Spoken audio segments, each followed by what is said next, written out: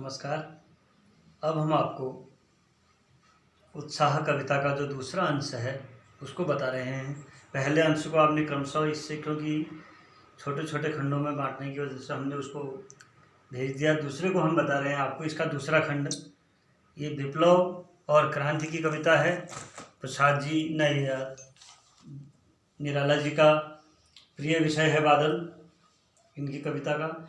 तो एक तरफ जो है बादल प्यासे पीड़ित जनों की आकांक्षा को पूरा करने वाला है, तो दूसरी तरफ वही बादल नई कल्पना और नए अंकुर को जन्म देने वाला है, अर्थात विध्वंस और विप्लव और क्रांति चेतना को संभव करने वाला भी है। और वहीं पर कवि जीवन में व्यापकता, कवि जीवन के लिए समग्र दृष्टि से इसको देखता है और चाहता है कि एक नवजीवन, एक नए संचार के रूप में अर्थात परिवर्तन, क्योंकि साहित्य ही समाज में परिवर्तन में महत्वपूर्ण भूमिका निभाता है, तो उसमें नूतन कविता के संदर्भ में भी इस कविता को देखा जाता है। तो आइए इसका दूसरा खंड देखते हैं। बादल गरजो विकल विकल उन्मन थे उन्मन, विश्व के निदाग के सकल जन, आए अज्ञात दिशा से अनंत के घन, तप्त धरा जल से फिर शीतल कर दो बादल गरजो। अर्थात विकल विकल उन्मन थे उन्मन, ये जनता जो थी विकल थी, दुखी थी। उन्मन उन्मन अर्थात इनका मन एक जगह नहीं लगने वाला, जिसका मन एक जगह नहीं टिकता है, ये उन्मन हो रहे हैं। विश्व के निदाग के सकल जन, इस संसार के जो हैं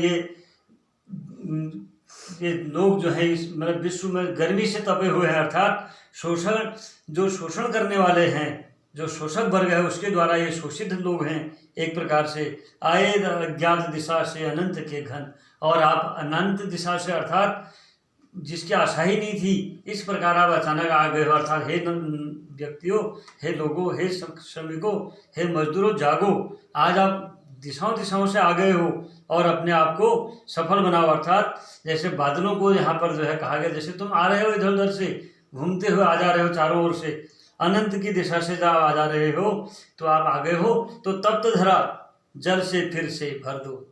अर्थात ये धरा जो है, धरती जो है तप्त हो चुकी है, गर्म हो चुकी है, जल से फिर शीतल कर दो। अपने जल से हे बादलों इसे शीतल कर दो। अर्थात हे श्रमिकों, अपने शांति से, अपने संघर्ष से, विप्लव और क्रांति से इस संसार को, इस धरती को फिर शांत बना दो, सुंदर बना दो, शीतल कर दो बादल गरजो। बादलों गरजो, हे बादलों तुम्हें मैं आह्वान करता हूँ, गरजो। ये आह्वान की कविता है, मैंने आपको पहले ही बताया था। तो विकल विकल उन्मन थे उन्मन, विश्व के निदाग के सकल जन, अर्थात संसार के लोग जो थे उन्मन उन्मन हो रहे थे, अर्थात जिनका मन एक जगह नहीं लगा, दुखी थे, परेशान थे। आए अज्ञात दिशा से अनंत के घन, और जब अनंत के घन, अनंत माने जिसका अंत न हो, अर्थात बहुत दूर से अनंत से जब कोई बादल आ पड़े हो, तो अब जब आ गए हो तो तप्त धरा को, ये जो धरती है तप्त हो रखी है, इसको शीतल कर दो। अर्थात जल से फिर भर करके इसको शीतल जल भर दो इसमें। इसलिए हे बादलों गरजो गरजो गरजो, बादल गरजो। बहुत शानदार कविता है, सुंदर कविता है। आपको कोई दिक्कत होती है तो आप जो है 94 56 39 38 22 945639382222 पर आप जो है बात कर सकते हैं। और केवल इतना ही डालने से भी ये कविताएं आपको, मेरा सारे पाठ्य आपको मिल जाया करेंगे। आप सुखी रहें, स्वस्थ रहें, निरोग रहें।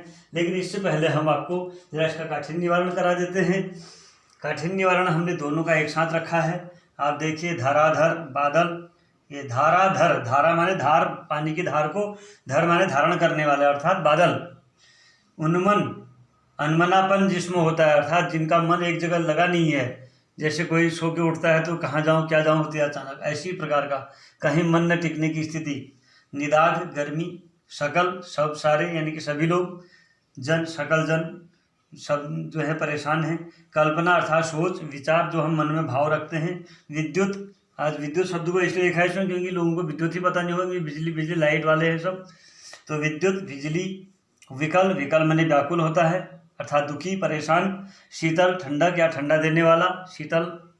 तो इस प्रकार से इसके शब्दार्थ को बनाइए, आप सीखिए, जहाँ पर हमें आपको कुछ बताना हो, समझाना हो, क्योंकि सुधार अपेक्षित है, संभावनाएं अपार हैं। आप बताते रहिए, कहते रहिए, हम आपस में इस चेन को बनाते रहेंगे और एक अच्छे जन कल्याणी इन भावों को आगे बढ़ाएंगे। ये कविताएं नहीं है मात्र केवल पाठ्यक्रम की कविताएं नहीं है, बल्कि कंठानुकंठ एक पीढ़ी से दूसरी पीढ़ी में भेजने की कविताएं हैं। इन कविताओं का मूल्य अभी उतना समझ में नहीं आता है। जब इन कविताओं की आवश्यकता होती है हमें स्नातक कक्षाओं में, प्रास्नातक कक्षाओं में अर्थात BA MA में जब इनकी आवश्यकता होती है, तब जाके हम इनके भाव को समझ पाते हैं, मूल्य को समझ पाते हैं। इसलिए प्रियजनों, मेरे प्रिय शिष्यों, आप इसको तैयार करें, सीखें, सभी को आगे बढ़ाएं। आप सभी सुखी रहें, निरोग रहें। धन्यवाद।